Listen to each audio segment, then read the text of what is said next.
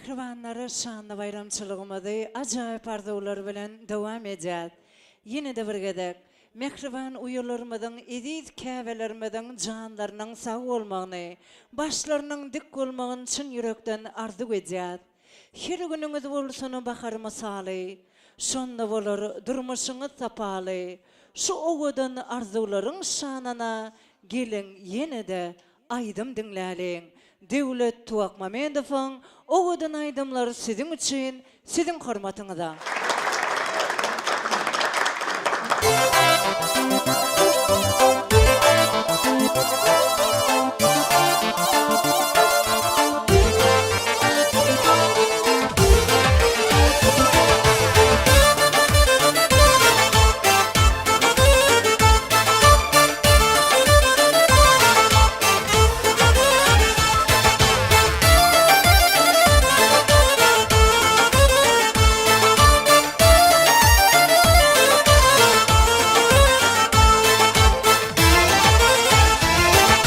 Cillat gözüm canım alli, akıllı cananım hurma.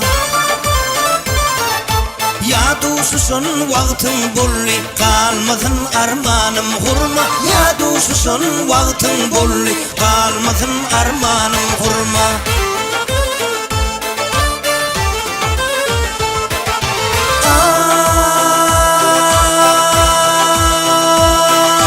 Güzel bolmaz senin kimin, arzu edir asman demin. Gölledim taptım sen kimin, derdimin dermanın hurma.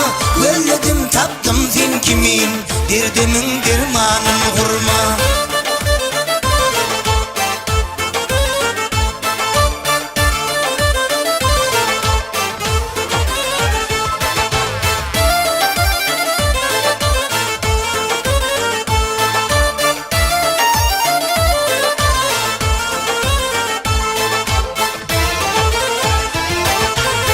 Meni yaradan Allah, gövgör misin altın talla. Ömür bak birsin Allah, biz garime canım hurma. Ömür bak birsin Allah, biz garime canım hurma.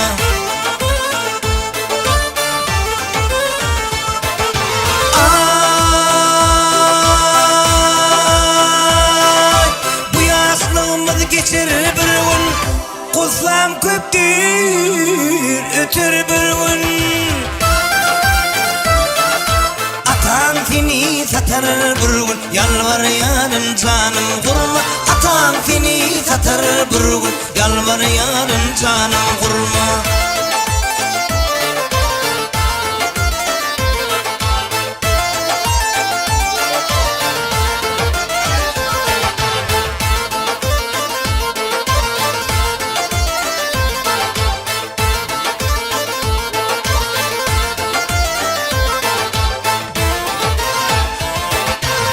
Esmerati çektim zarım, tüyülü upanıyorum.